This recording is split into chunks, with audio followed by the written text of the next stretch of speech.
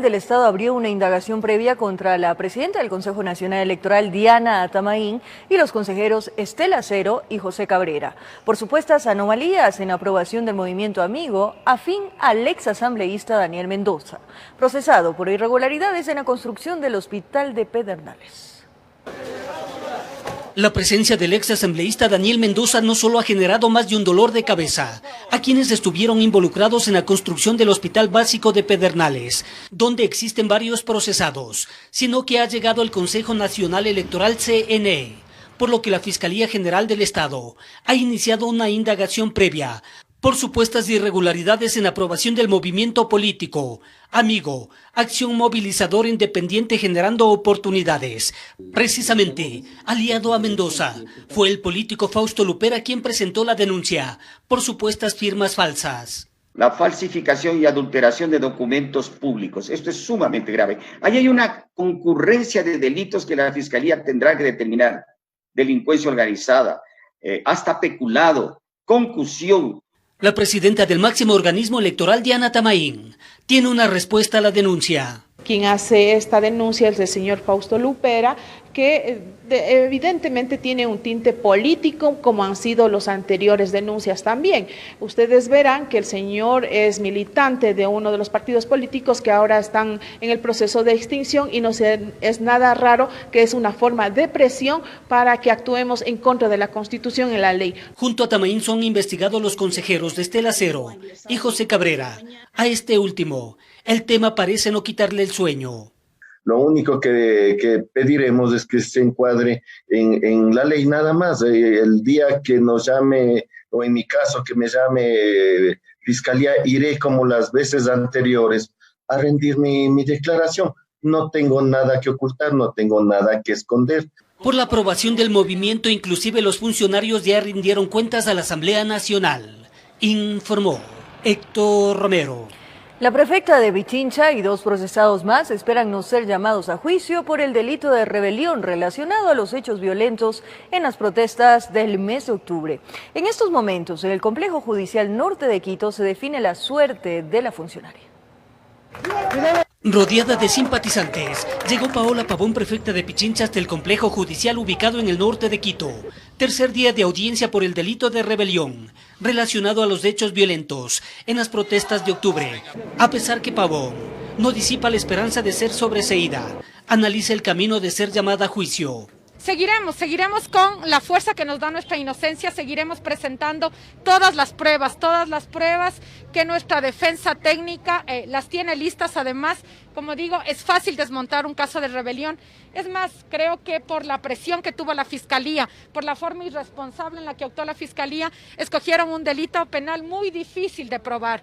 120 días de instrucción fiscal, donde los 3 procesados, Pavón, el ex asambleísta Virgilio Hernández y su ex asesor Cristian González, argumentan no existieron pruebas en su contra.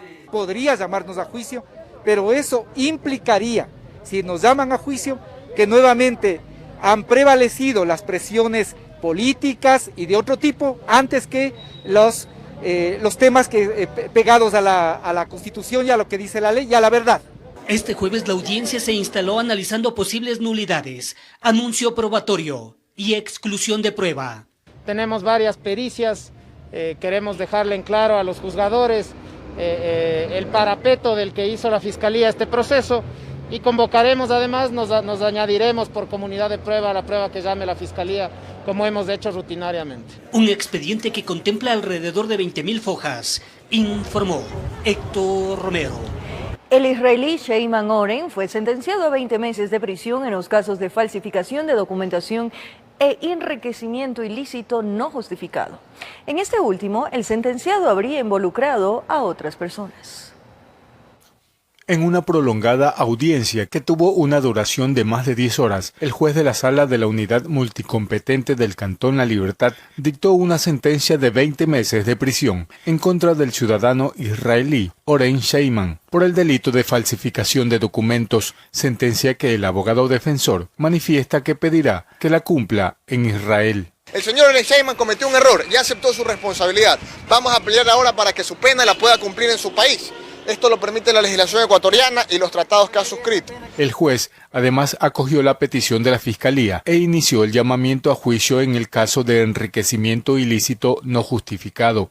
Sobre el delito de enriquecimiento privado no justificado, él no está dispuesto a aceptar la responsabilidad. El abogado Héctor Vanegas añadió que su defendido está colaborando con la justicia y que ha señalado a otras personas para que sean investigadas por este delito. Él ha referido en su versión de dónde viene el dinero. Si alguien debería ser sujeto de un proceso penal por enriquecimiento privado no justificado, no es el señor Oren Sheyman, son las personas que él ha referido en su versión, tanto de quién era la mercadería, de un empresario quiteño, y a quién se la vendieron, es decir, quién entregó el efectivo, el hijo de un expresidente, y esto lo refiero, quién de estas personas que ustedes ya conocen y que usted me ha preguntado está procesada en esta causa, quién está siendo siquiera investigada en esta causa. Por su parte, el abogado defensor del empresario quiteño manifiesta que su cliente fue víctima de estafa. Debe la opinión pública conocer que la víctima denunció este hecho 8 días antes de que los israelitas fueran aprehendidos en delito flagrante mediante el uso de documentos falsos,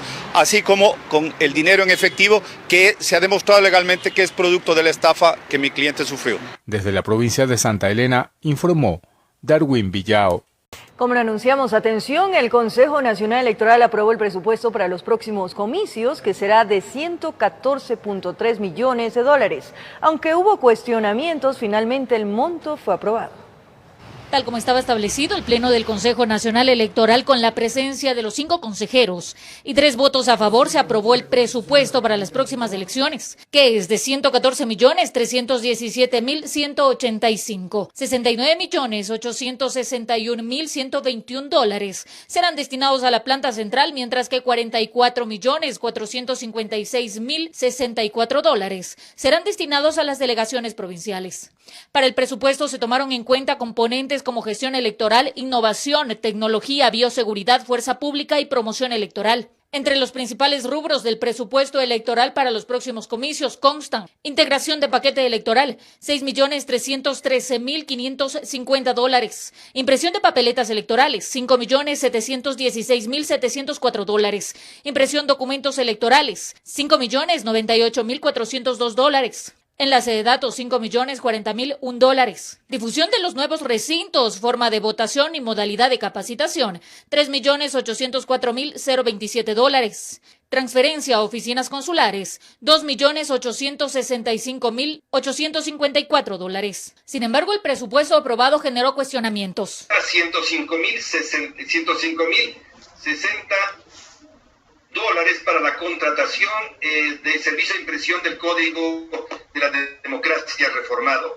Este rubro pudo ser disminuido en su totalidad, pues en la situación actual sí se puede difundir la normativa legal en forma digital. Se establece una campaña comunicacional sobre difusión de voto en el exterior.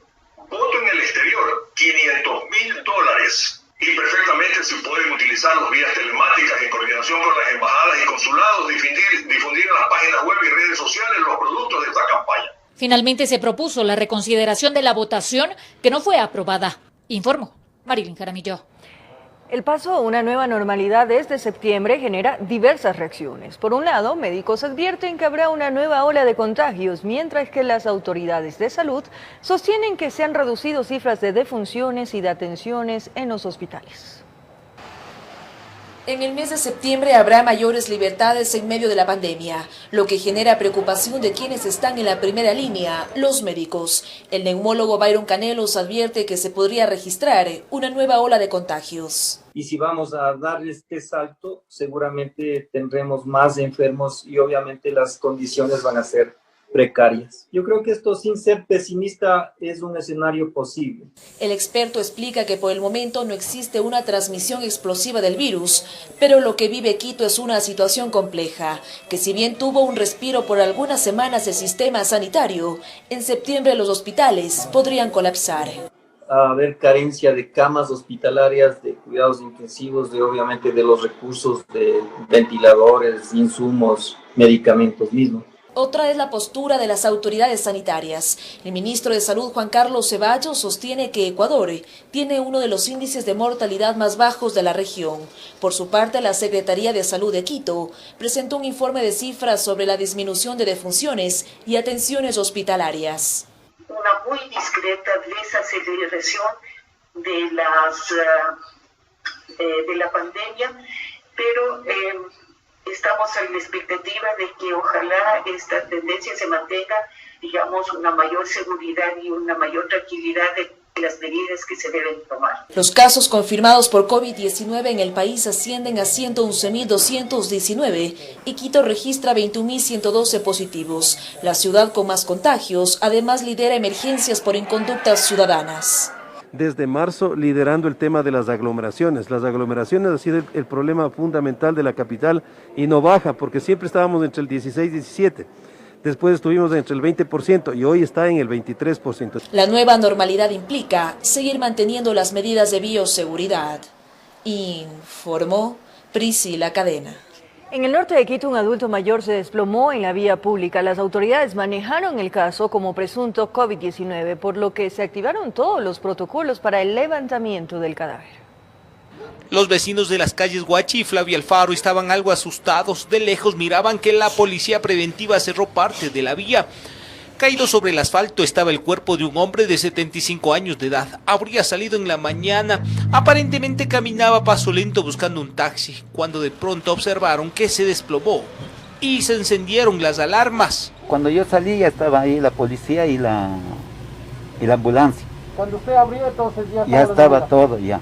Entonces no sabemos qué mismo ha pasado. Llegaron al sitio paramédicos de los bomberos, pero ya nada había que hacer. Al adulto mayor la muerte lo abrazó en la vía pública. Al lugar acudió el médico del Ministerio de Salud. Por las características del deceso, se activaron los protocolos por presunto COVID. Aparentemente se trataba de una persona contaminada, que tal vez caminaba en busca de ayuda o atención médica. Conjuntamente con el médico del Ministerio de Salud, evaluamos como sospecha por COVID. Entre sus cosas llevaba una funda con algunos documentos. El occiso fue plenamente identificado. Por tratarse de un caso de aparente coronavirus, fue embalado y colocado en una caja. Solo andaba, solo se fue en el carro fúnebre, con destino a su última morada. Se procedió a identificar mediante las necrodactilias y la cédula de identidad, y para posterior ser entregada a la funeraria. Un indicador que la COVID-19 sigue latente, que el virus no se ha ido, que el riesgo de contaminación es una realidad. En ocasiones asusta ver que los curiosos, sin tomar en cuenta las medidas de bioseguridad, buscan la mejor ubicación para observar el trabajo de los peritos. No se le ve al señor como es, ¿no? Y me parece que está con bastón, pero no. De por aquí no se le ha visto al señor, más que todo no le veo yo. Sería una nueva víctima del virus invisible y mortal. En esta ocasión acabó con la vida de una persona vulnerable. Tome en cuenta que no todos logran vencerlo. En Quito informó Iván Casamen. Con el fin del estado de excepción, autoridades del municipio de Quito analizan medidas restrictivas de movilidad, regulaciones en el espacio público y en lugares de entretenimiento. Este viernes se reunirá el COE cantonal. Los municipios serán los encargados de implementar ordenanzas y resoluciones para establecer limitaciones con el fin del estado de excepción en el mes de septiembre. Entonces, desde ya varios concejales de Quito solicitarán al alcalde que emita una medida administrativa para que siga vigente el esquema de circulación por placa par o impar. Como concejales podemos sugerir que se mantenga estas restricciones, ¿a qué me refiero?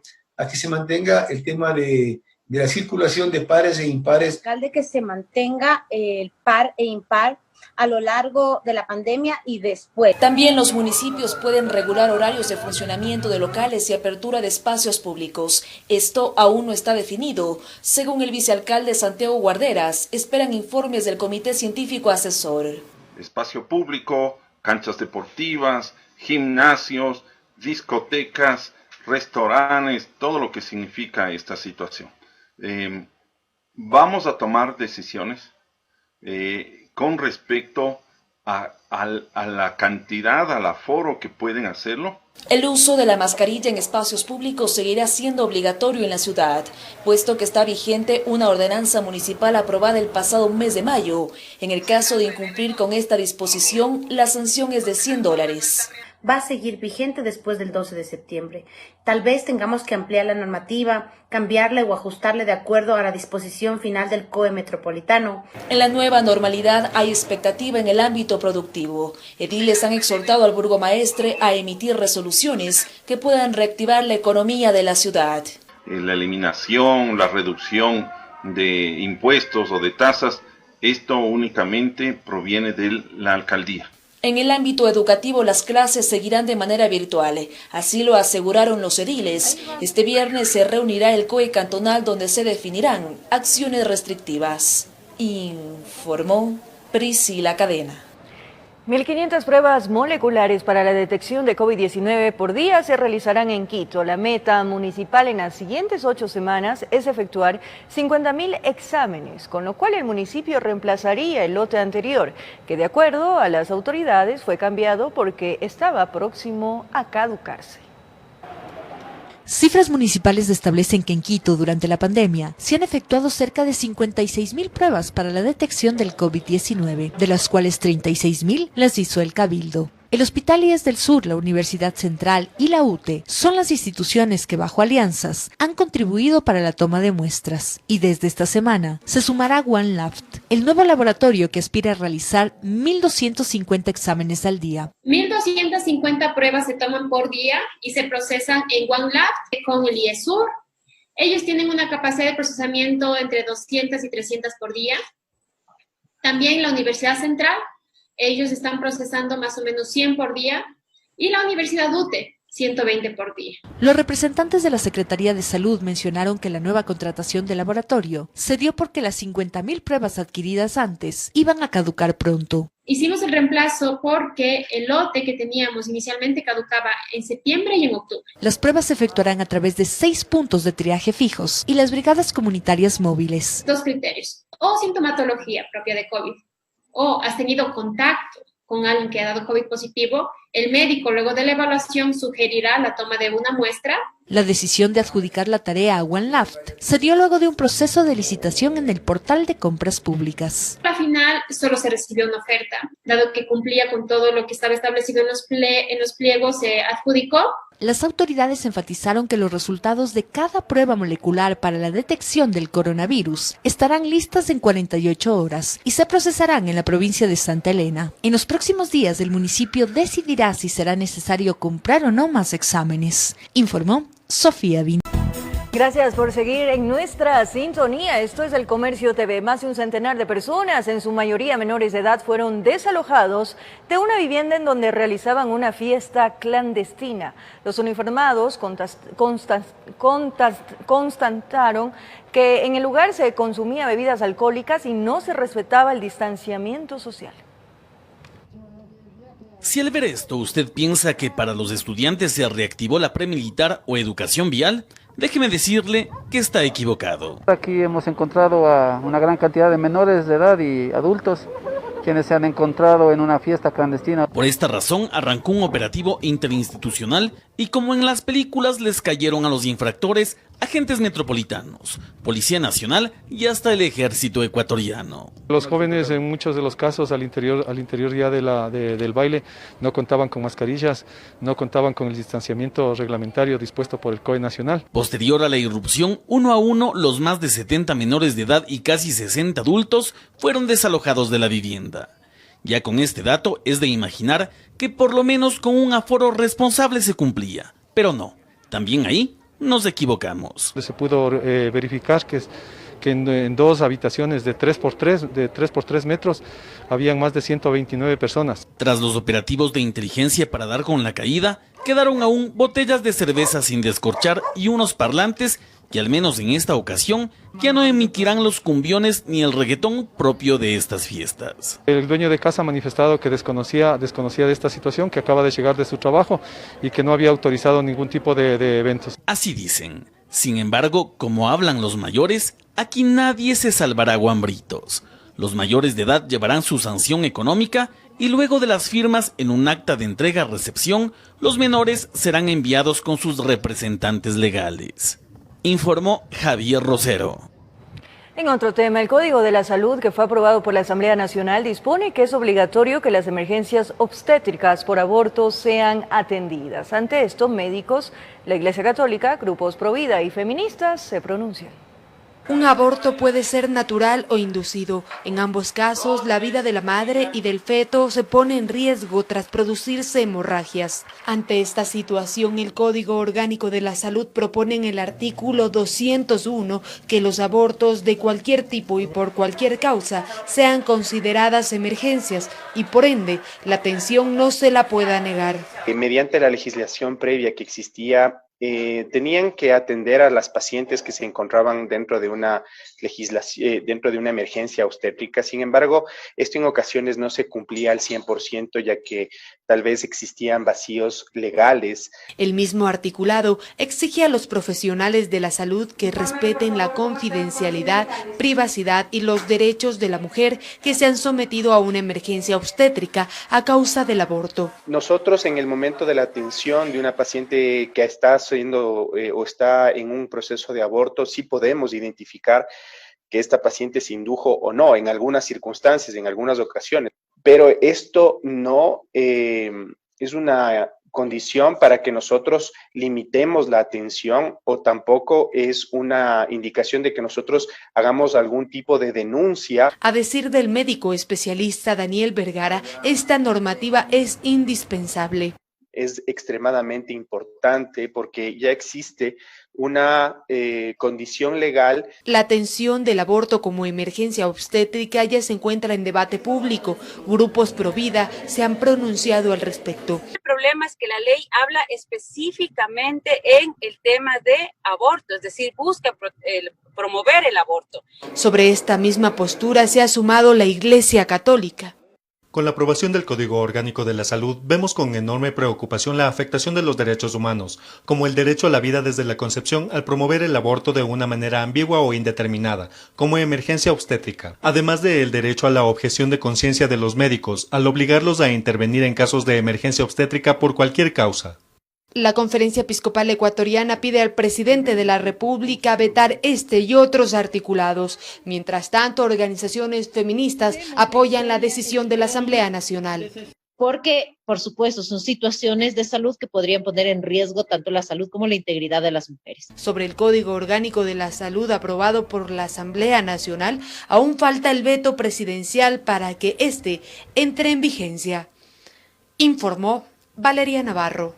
Alrededor de 500 recursos presentados por el retraso en el pago de los sueldos de servidores públicos ha impedido que la Audiencia de Acción de Protección pueda instalarse en el complejo judicial de Quito. La comparecencia de la Defensoría del Pueblo se postergó para el próximo martes. Un poco antes de las 10 de la mañana, Freddy Carrión, defensor del pueblo, llegó a las dependencias del Complejo Judicial Norte de Quito para sustentar la acción de protección.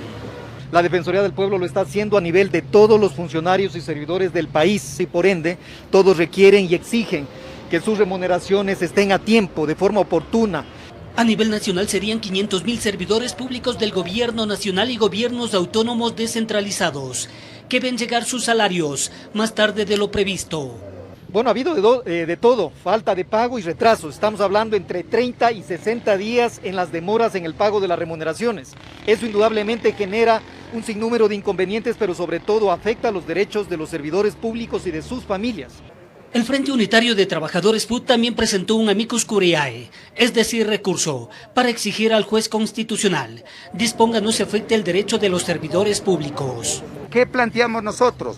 Que no paguen antes al Fondo Monetario y que a los chinos se les entregue el petróleo después de la pandemia. Y esos recursos destinarlos al pago de salarios. Sin embargo, este jueves la Defensoría del Pueblo no pudo comparecer, quedando para el próximo martes, porque el juez Carlos Fuentes argumentó que existen 500 recursos y primero se debe establecer un cronograma, informó Héctor Romero.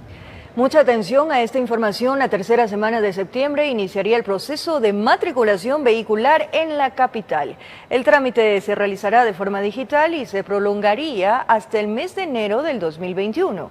La Agencia Metropolitana de Tránsito ratificó la suspensión de la revisión técnica debido a la pandemia. El proceso de matriculación vehicular en Quito iniciará una vez termine el estado de emergencia en el país. A partir del 13-14 de septiembre ya poder realizar todo el trámite. Según datos de la AMT, serían 500.000 vehículos los que deberán realizar el proceso de matriculación en línea, pues 60.000 ya lo hicieron entre los meses de enero a marzo, es decir, antes de la pandemia. Cuando tengamos habilitado el sistema, uno ya puede pagar con una clave que le entrega la Agencia Metropolitana de Tránsito y pagar los valores en su banco de preferencia, en una transferencia en línea. Pese al alto número de personas que aún deben matricular sus vehículos, las autoridades mencionaron que garantizarán la eficacia del funcionamiento de la plataforma tecnológica. Estamos preparándonos con la dirección de informática del municipio de Quito para no tener estos problemas de que se colapse el sistema. Las multas y el valor de la matrícula pueden cancelarse antes de que se habilite el sistema. Las consultas de los valores a pagar se deben efectuar a través de las páginas web de la Agencia Nacional de Tránsito y la Agencia Metropolitana de Tránsito. La multa ya se puede pagar. Los representantes de la AMT ratificaron la suspensión de la revisión técnica vehicular de este año para los autos particulares. La revisión técnica vehicular no se paga el impuesto al rodaje y la matrícula. A partir del mes de septiembre, aquellos conductores que requieran generar un duplicado de la matrícula o actualizarla por caducidad deberán acudir al centro de la AMT junto al Parque Bicentenario en el norte de la ciudad, informó Sofía Vintimilla. Y la Policía Nacional desarticuló una banda dedicada al asalto y robo. Las detenciones se efectuaron en 2 provincias del país. Se trata de la banda del Flaco Alex, cuyos integrantes se hacían pasar como miembros de la Policía Nacional para realizar asaltos a transeúntes en viviendas y locales comerciales de Guayaquil y La Libertad. Ingresan como la fachada de que están haciendo allanamientos y utilizan prendas policiales para similar ser un allanamiento policial, y de ahí amedrentan a sus víctimas, las atan de manos y les sustraen sus pertenencias. Se realizaron 7 allanamientos, 5 en Guayaquil y 2 en La Libertad, y detuvo a 5 personas. Entre ellas figuran alias El Chavo, alias El Ingeniero y alias El Pucho. El cabecilla en este caso es alias Flaco Alex, que es un delincuente conocido aquí en la ciudad de Guayaquil. El operativo estuvo a cargo de la Unidad de Investigación Antidelincuencial y la colaboración del Grupo de Intervención y Rescate, informó Jorge Salazar. En Perú hallaron el cuerpo del turista español desaparecido el pasado 18 de agosto mientras viajaba en una ala Delta junto a un piloto ecuatoriano que también está desaparecido. El cuerpo fue reconocido por varias características únicas del desaparecido. La alerta la dieron 2 surfistas quienes durante sus jornadas deportivas encontraron un cuerpo masculino flotando en el mar, mismo que habría sido trasladado hacia la orilla y posteriormente comunicado a las autoridades. El cadáver fue encontrado en la playa La Escondida, a unos 42 kilómetros de Lima, Perú. Tras las investigaciones y reconocimiento del cuerpo, familiares confirmaron que se trataría de José Moya, turista español que el pasado 18 de agosto desapareció junto a un piloto ecuatoriano mientras realizaban un vuelo recreativo en ala Delta. Autoridades marinas peruanas confirmaron que la recuperación del cuerpo los ayuda a reformular la búsqueda del ecuatoriano Juan Carlos Villalba, de 55 años de edad, para mediante estudios y equipos de tecnología cubrir un espacio mayor del mar. Días atrás, un pescador de la zona encontró en aguas abiertas los cascos de los desaparecidos en la zona de San Bartolo, mismos que tras varios análisis se confirmaron que pertenecían a Villalba y Moya. La Policía Nacional y la Marina peruana anunciaron que mantienen las jornadas de búsqueda del piloto ecuatoriano por cielo y mar. Informó Mauricio Sánchez. Y hace pocos minutos el Tribunal Provincial de Pichincha llamó a juicio por el delito de rebelión relacionado a los hechos violentos de las protestas de octubre a la prefecta de Pichincha, Paola Pavón, el ex asambleísta Virgilio Hernández y su ex asesor Cristian González. iremos a este juicio con la fuerza que nos da la inocencia, con la fuerza que nos da la verdad. Todo lo que ha sido planteado por la Fiscalía en estos 3 días de audiencia es absolutamente rebatible, y no como lo ha hecho el señor fiscal, con palabras.